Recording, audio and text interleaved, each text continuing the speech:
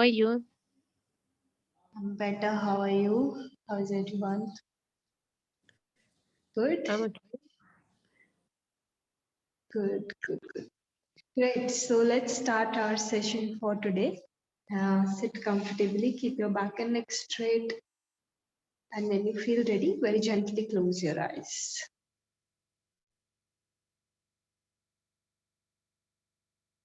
To start connecting with your breath.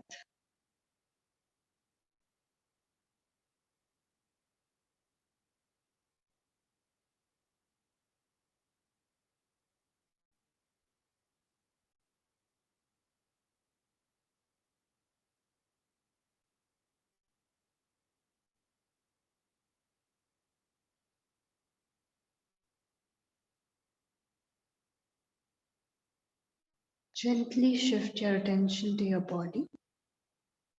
Become aware of your posture.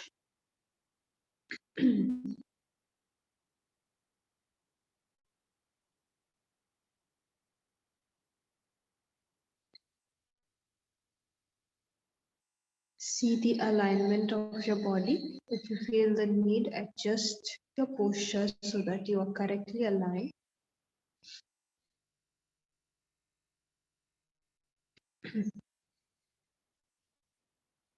By the end, you should be both stable and comfortable in whatever position you have chosen.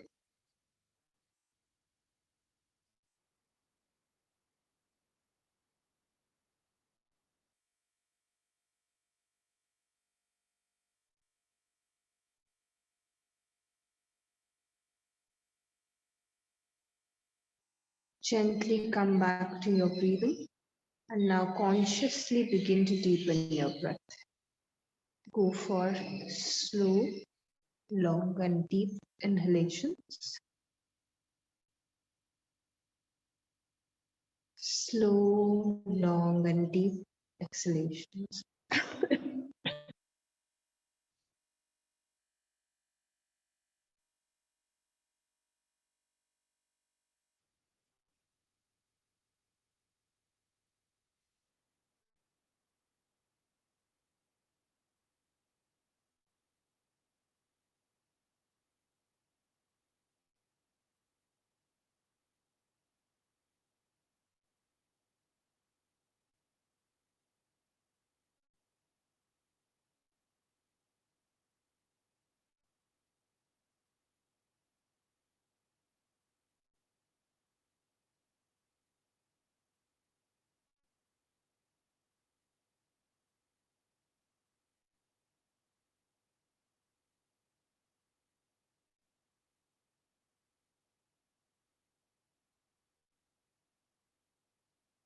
We will open today's session by chanting Om 3 times, followed by 3 Shantis.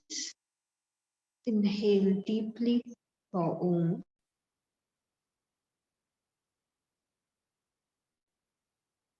Om.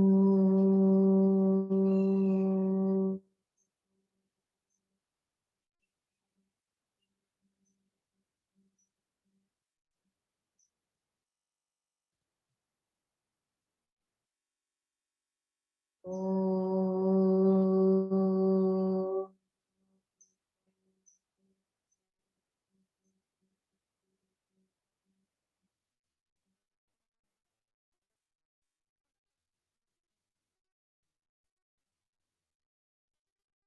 Om.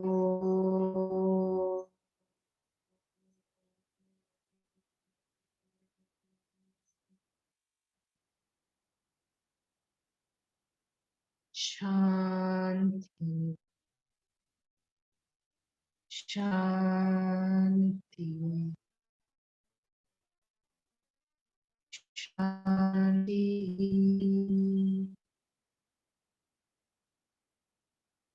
Just feel the vibrations.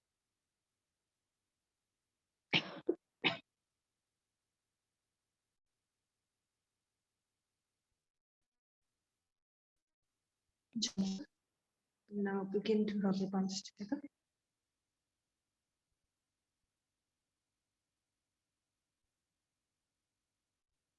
Place hands on your eyes. Very slowly, while blinking and looking at your palms, begin to open up your eyes, coming back with a big smile. Om Shanti. Namaste to everyone. Let us begin our session for today. So today we are going to start with another new topic, and this is now we are beginning with the four main schools of yoga. So I've already mentioned before that there are multiple schools of yoga, and four of them are very relevant, right? So schools of yoga are nothing but they are a way of approaching the practice of yoga. Okay.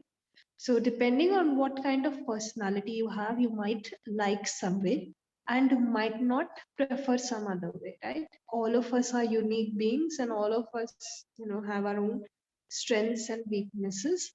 And depending on that, we have the schools of yoga. And specifically, four schools gained more attention than the other schools. Why? Because overall, broadly characterizing the four schools cover the major kind of most of the people either have one trait strong or the other, right? So mostly people who want to understand yoga and want to see which school they want to practice, either one of them has proven to be like fitting somewhere, right? So the four major schools of yoga, that is why they gained a lot of um, you know they gained a lot of, you can say, fame, right? So just give me a second.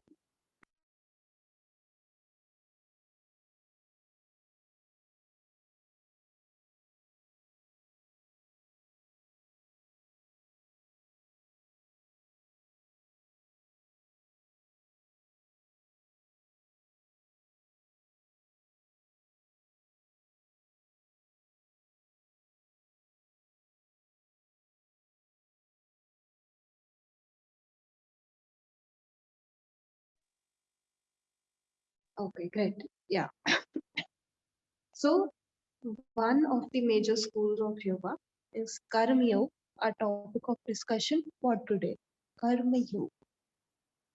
Karmayoga.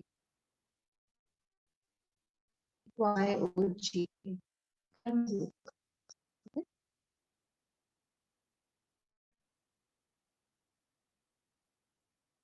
This term karma literally means action or work.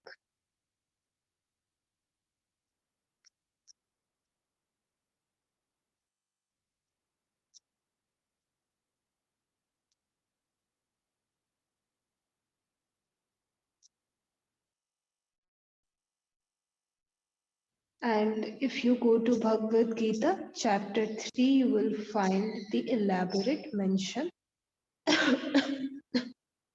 of this school of yoga. The third chapter.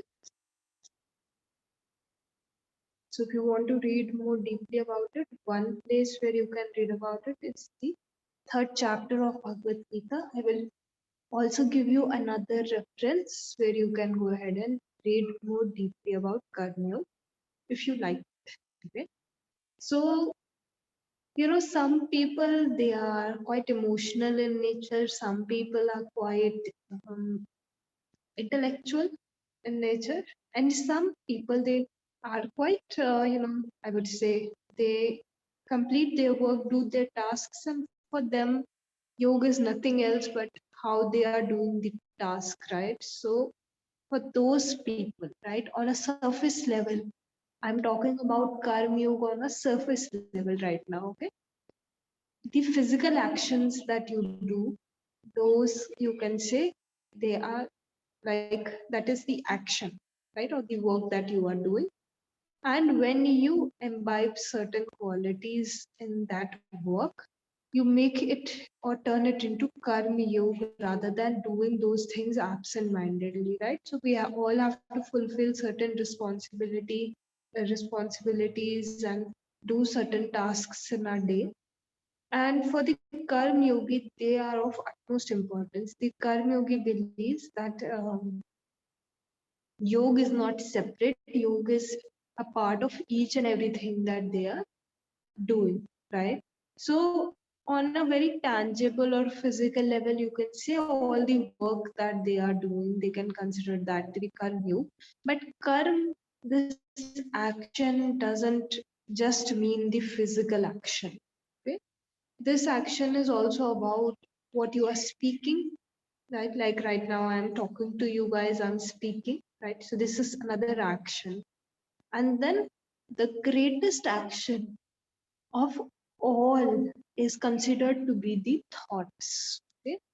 It's only when I think of something that I can actually, speak that or see that in the physical world or do that thing in the physical world. Suppose I think today in the morning I wake up and I think, okay, I want to go running, right?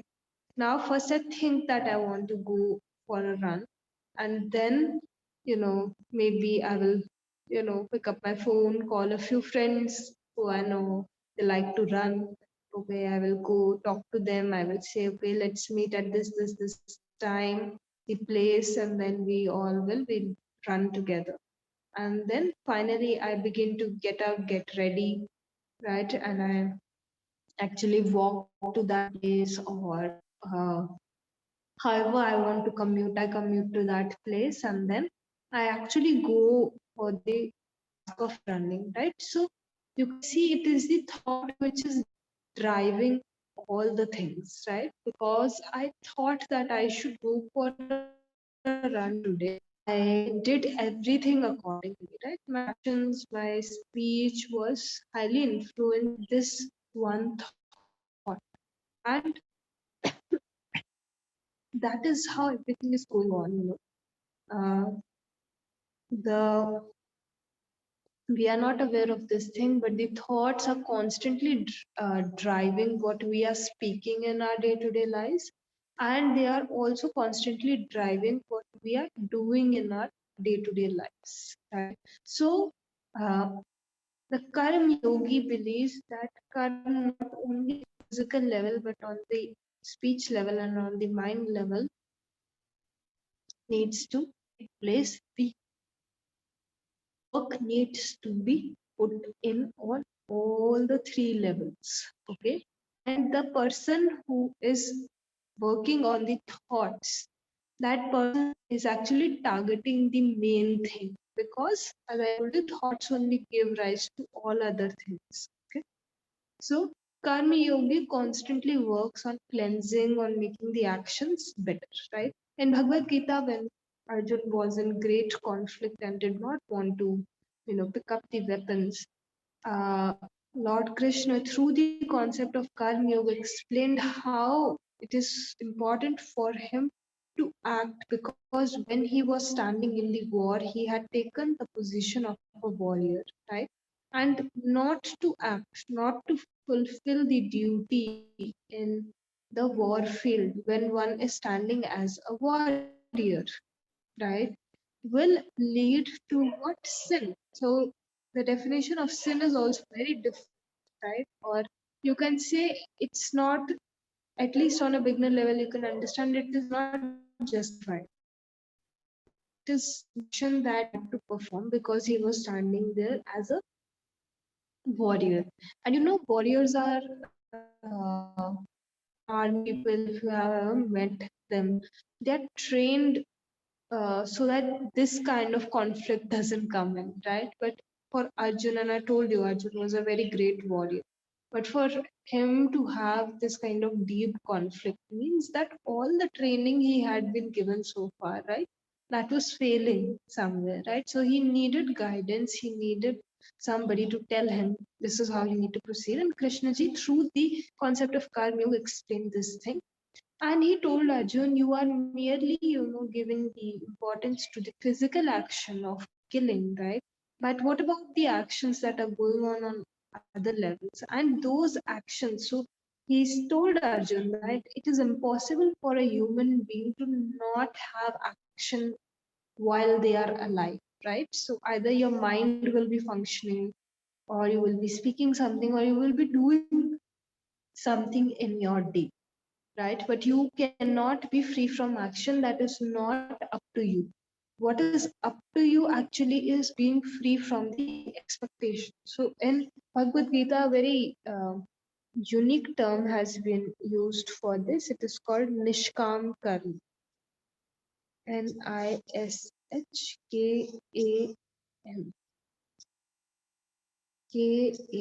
Karm.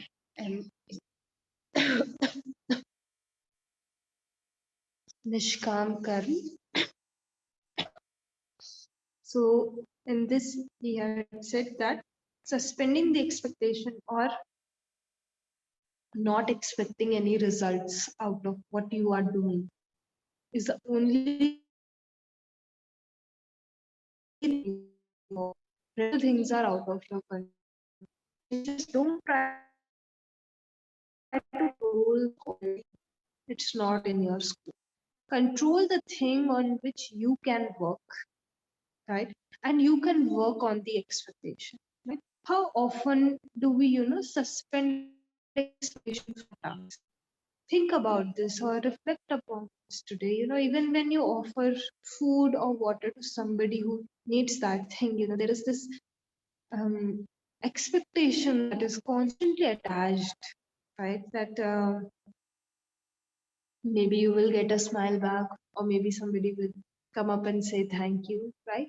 So, how free are we from the expectation, right? And karma is defined as nothing but doing the task which frees rather than which is. When you add expectation with the task, it will begin to bind you. Okay, it will begin to cause the binding. And when you begin to release the expectation, where will you reach? You will reach to a point where the same task will now begin to free you. Right? That is why your intention counts. So, based on intention, there is a story, right?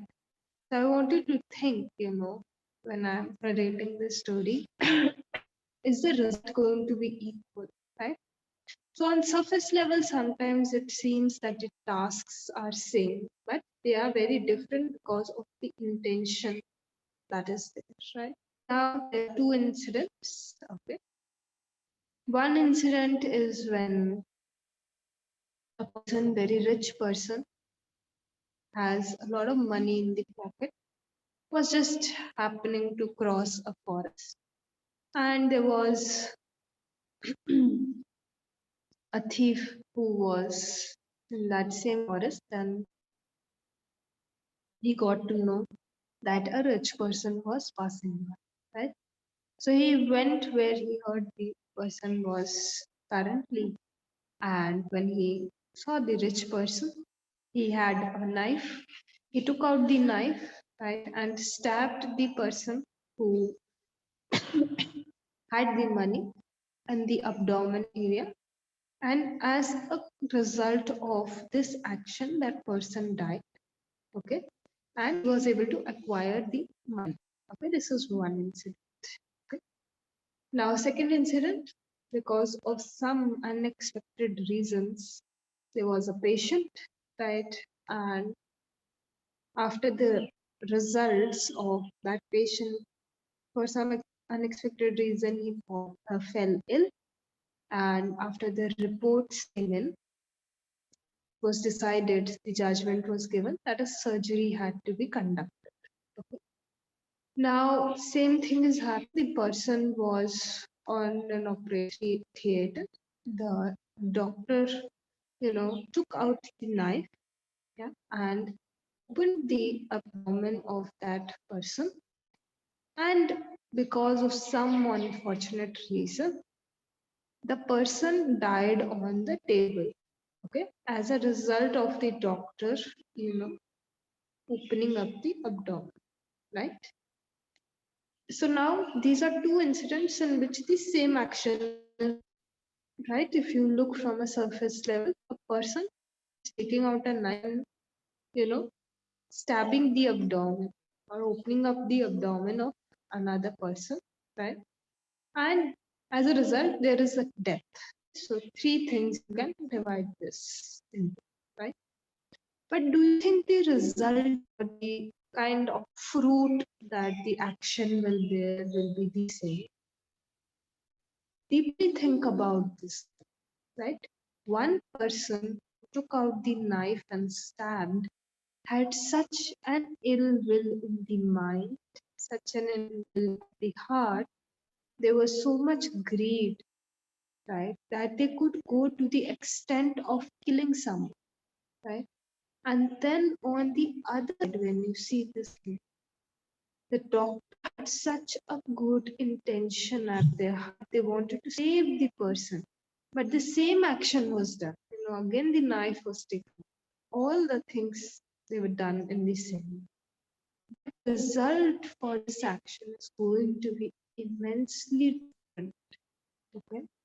So next time when you go do some action, always take the time to check what intention you have behind it, right? So Karma Yoga also focuses on intention to the outside world. Right now you are studying yoga, right? And after you finish the studies, you will still do the same actions, right? Suppose you are cooking the food. I took 2 classes on food, how you should cook the food and how you should eat the food, right? Are you doing the same action? You are doing everything in the same way, right? If somebody isn't too deeply a part of your life, they will not even notice what you have changed, right? But you have changed something in your action. But now the intention, the mindfulness, right, in the action, how it has changed. Same action still you will do after your classes, but the change has come in. When the change has come in, then of course the result will also change. Karma Yogi deeply believes in changing the intention, the way in which they do the action in order to see the changes, right? In order to see the differences that come up, right, as they change their intention. A very amazing way to prepare yoga is to go for a lot of times. Even you guys might have volunteered somewhere where you would have provided your services, right? And without any pay or without any kind of expectation. So this is what, in this moment, in these few moments, right, you spend the emotion. So this is called seva. Seva is nothing but selfless service, right? In India also, we know a lot of people, especially in religious places, they go and they volunteer, not because they are asked to, but in order to still continue the tasks, in order to still be of help, right, in some manner. And then at the same time, renouncing the results, which helps them to work greatly on their ego, right? When you have a big ego, if you ever meet somebody who has a big ego, they will never go and serve, or they will never go and serve just for the sake of serving. They will always have, they would want to be appreciated for it. They would do it because other people are looking, right, seen if they are doing that thing or not. Right?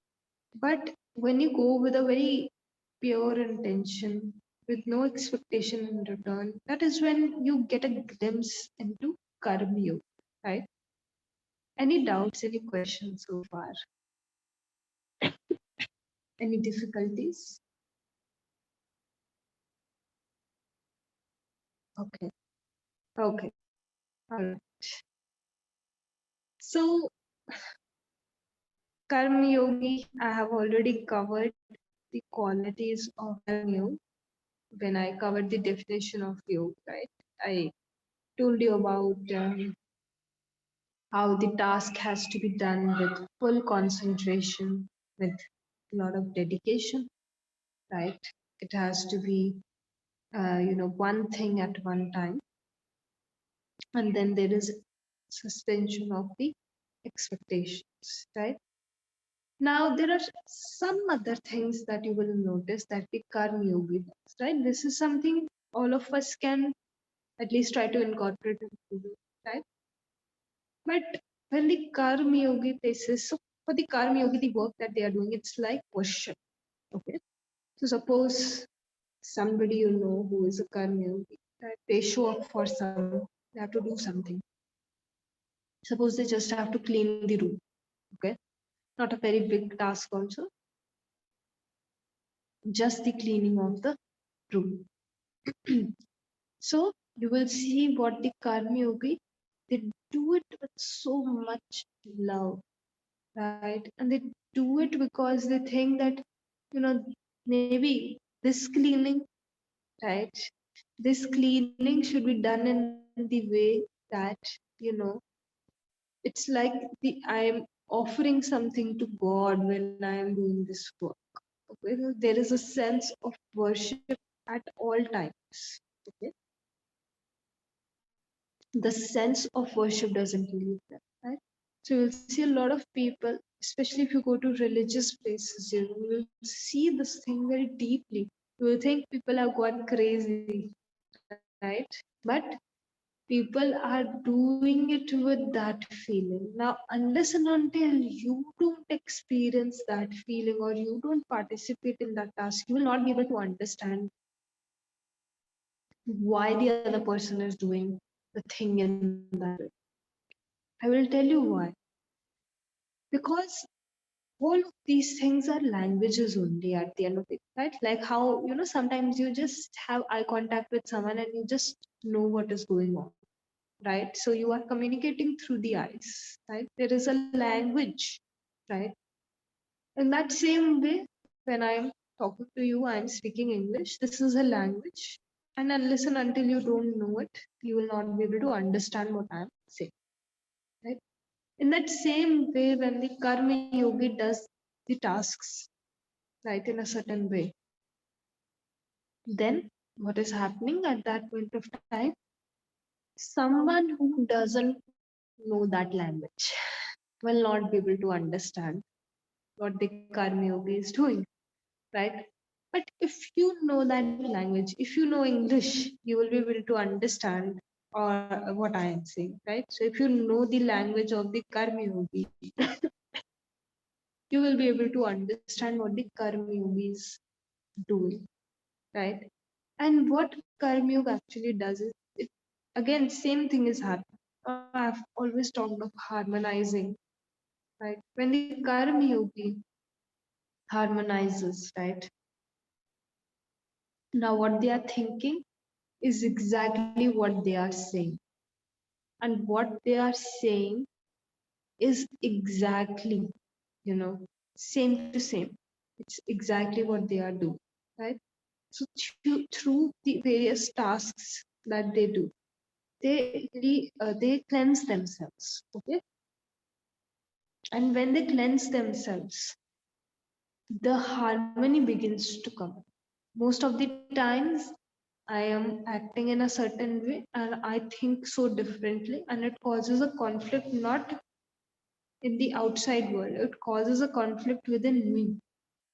Now, I don't believe in that thing, but due to some circumstance in my life, I have to do that. Okay? So, there is a contradiction that comes in. Okay. So, in order to avoid this contradiction, the karma yogi goes on the path, right? Walks on the path and sees how the cleansing takes place, how the purification is taking place, right? And once the purification it begins to take place, at that point of time, there is proper harmonization. Right? Another question that comes up, a lot of students they ask this thing, right? So sometimes I talked of intention. So sometimes some people have very good intention, but they do terrible actions, right? Yeah, that sometimes happens, and on a lot of levels, if you will go talk to a lot of people who are causing harm to the society, they have very good intentions for society. They never have bad intention, right? They just want the society to be better. Right? So it's very important to understand when you practice karma yoga properly, there is no way in which you can harm anyone or anything. Right? Karma yogi deepens the awareness. So it's not just the intention, just the intention, right? Through the intention and through the cleansing, the awareness is getting deepened, right? And I told you, yogi is very aware of the actions. Yogi knows at all points of time what the action that they are doing, what is the consequence of that action, right? So, you will see yogi never walks like generally walks either barefoot or wears very specific kind of slippers.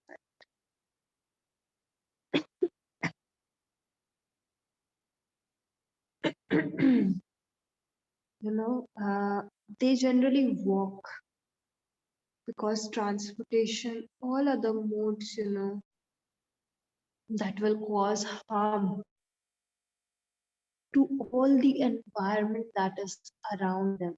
There is such a deep level of awareness that they don't, the actions that will see a common person do in their lives.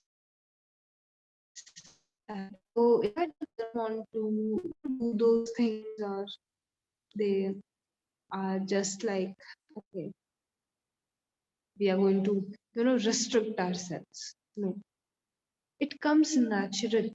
When you know that you do something and it causes immense destruction somewhere, you will stop doing it because you see the consequences, right? So karma yogi sees the consequences, and any action which causes any kind of harm to anybody, right? The karma yogi will never do, right? And this is where the distinction comes up.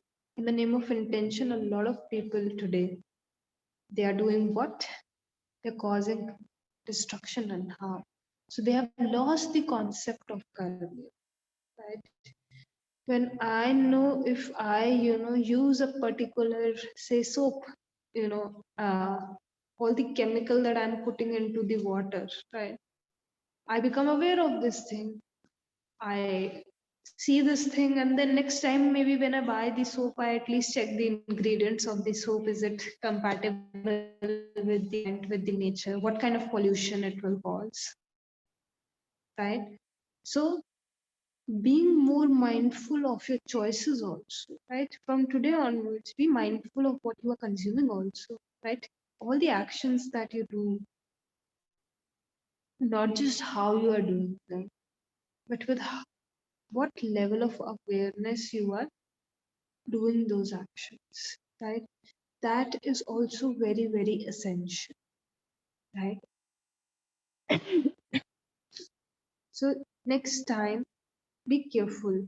Try to incorporate whatever you can out of this, right? If you like the path, if you like the way, then you can incorporate what you like out of it. Okay? To begin with, it's okay. Only two, three things you can do. It's good, right? Slowly, slowly, it starts happening on its own, right? Things start happening on their own. You will not even know. 5 years later, you will be a completely different person, right? So now there is one very famous story of Siddhartha when it comes to the concept of karma, right? So, right, there was this man, his father had passed away, And he came to Siddhartha Gautam. He said that, okay, in India and in most parts of the world, after the death happens, there are some rites and rituals that we do. Right? Everywhere it is common. Right? After the death, people have different rites and rituals depending on their traditions. So now, when his father passed away, Siddharth Gautam was actually over there only, right, in that area. So he thought that rather than going to any kind of priest, uh, I don't know the name of, I don't think it was a king. It was just a common man. He was just a common man who came to Siddharth Gautam, right? The time of Buddha. So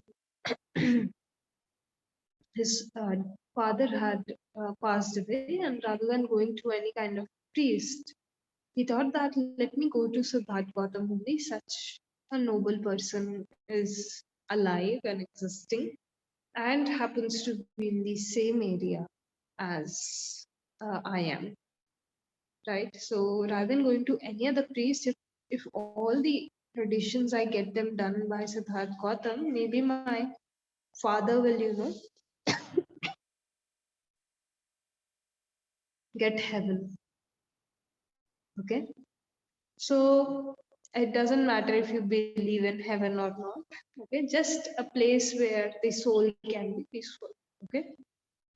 So he took everything, whatever rituals were supposed to be done, and he went to Siddharth Gautam and he said, you are such a great yogi. So you do these rituals. Maybe because you are doing these rituals, my father will get a good and better life, right? After life.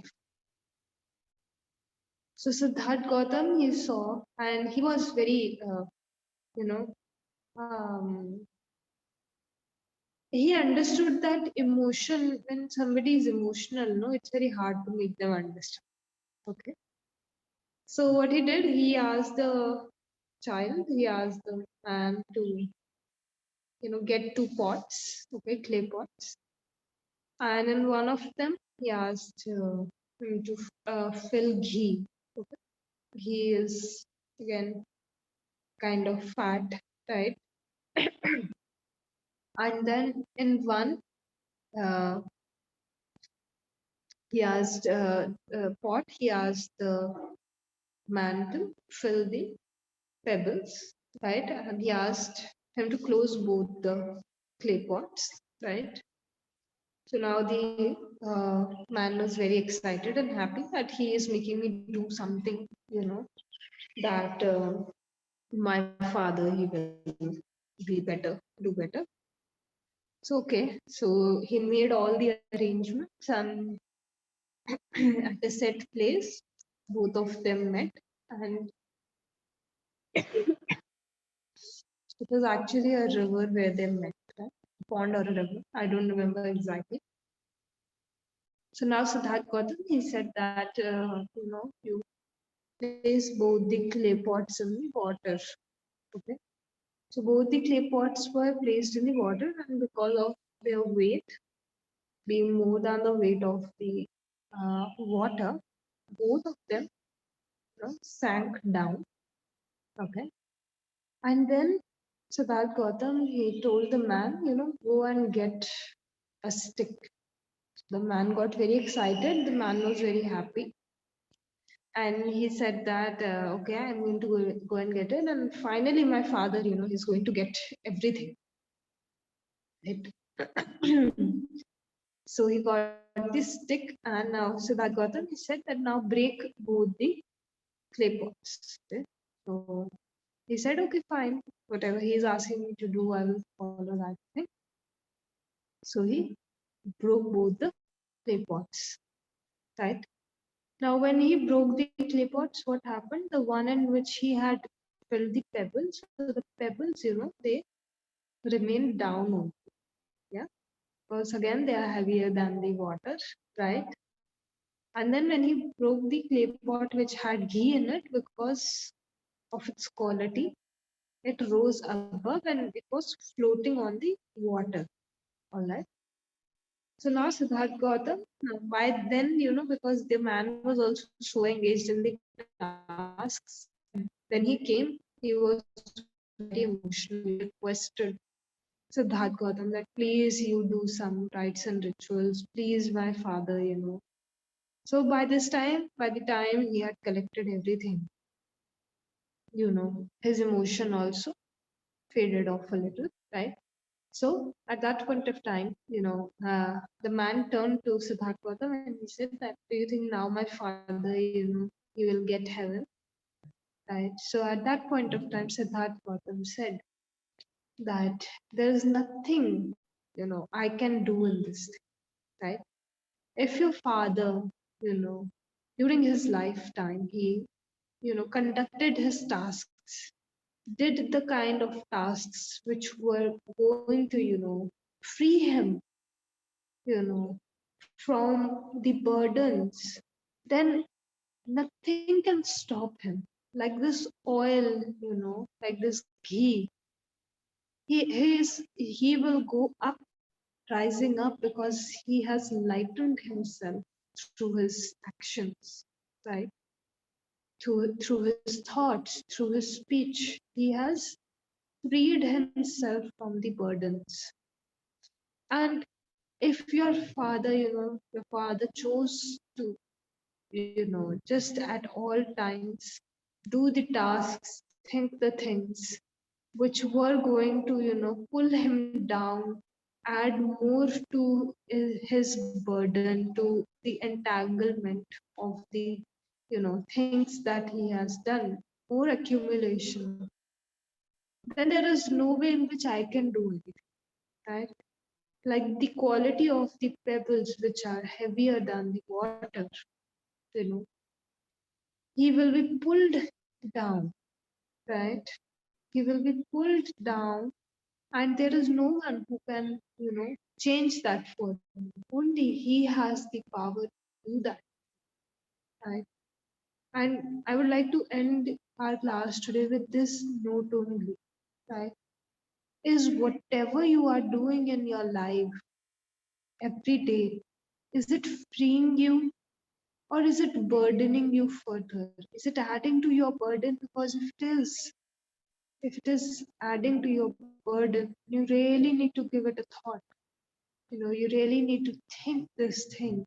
For how long are you going to allow that thing to give the burden? Right? Sometimes just by the way in which you're doing it, it will change the burden, the status of the burden, right? But sometimes you have to leave certain things behind also, right? So don't stay stuck in between. Don't get caught up in between, right? Where you are not making any choice. You are not neither going this way nor going that way because you might hurt someone or harm someone, right? Go in one way. Either quit, completely leave that thing, doing that thing, or completely change the way in which you are doing that. Means accept that it is going to be a part of your life. And you can either do it while you are crying, or you can do it with a smile on your face and calmness in your mind. Right? Don't ever stay in between, stuck in between. It will only cause more and more, difficulty for you, right? So today, try to see whatever you can incorporate from the concept of karma. See how your actions are. Give 5 to 10 minutes to reflecting today. And if you believe this is the correct, you know, path for you, you can read more deeply about it in another book. This book is called Karmayoga.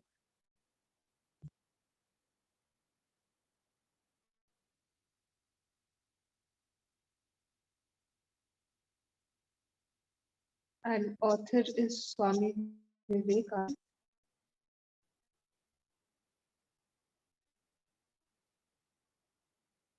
SWAMI Swami Vivekananda. VIVEKANANDA.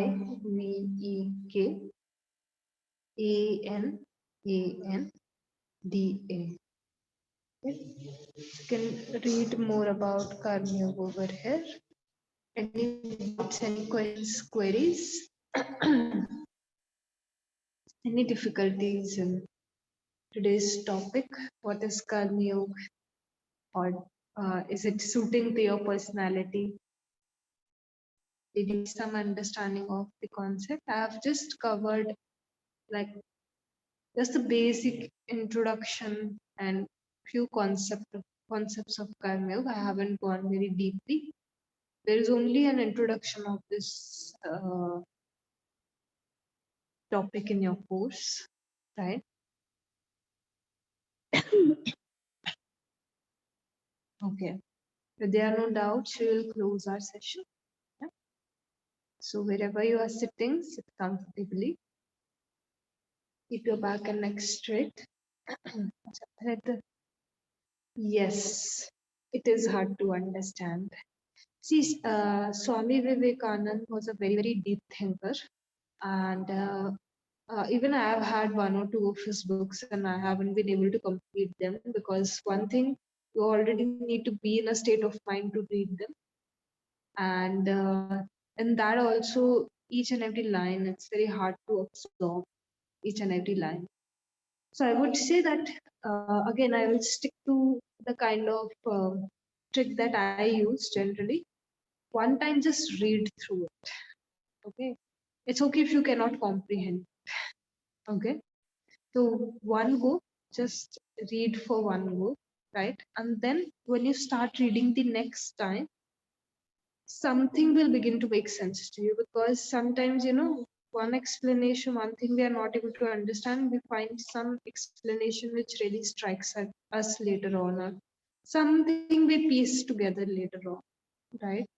So I generally do this thing with the books that I don't understand. I read them once, and then the second time I begin to read them, they begin to make more sense to me. I'm able to relate more and connect more. So you can try that thing out. It is again not very easy to understand because again it's the mind. It's appealing, like it's targeting the understanding of the mind. And the more you practice, another thing that I would say to this is that one thing is at least reading twice, and second thing, the more you practice, the more it comes up on your experience, the better you are able to understand the words. Like if a recipe is explained to you, right? And in the end, the entire taste is also written, right? But when you taste that thing, you know what is written. So similarly, Karma Yoga, all of these schools of yoga, the more you experience them, the more time you give to gaining more experience in these schools, the easier it is for you to understand what is written about. Like I said, the language has to be same, no? So right now the language is somewhere his experience was quite good. That is why he wrote the books, right? So the experience is lacking if you can find ways in which you can practice more karma yoga, right? Not just on a personal level, but on a wider level, then that will help you to understand the words better.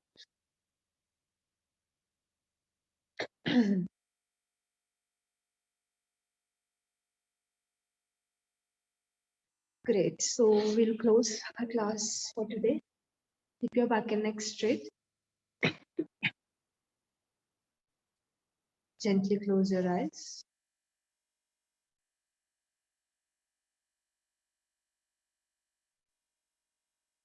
We will close by chanting one time, followed by three shantis. Inhale deeply for Om.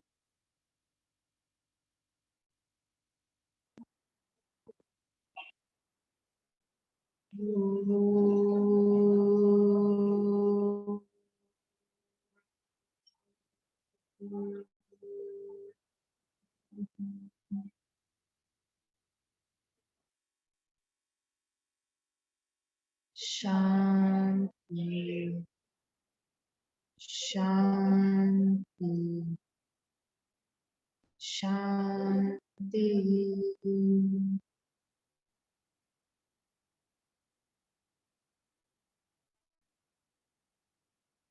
Just feel the vibration.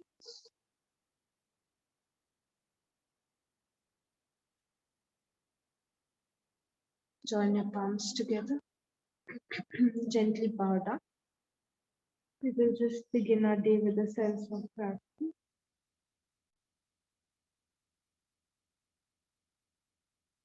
Begin to rub your palms together.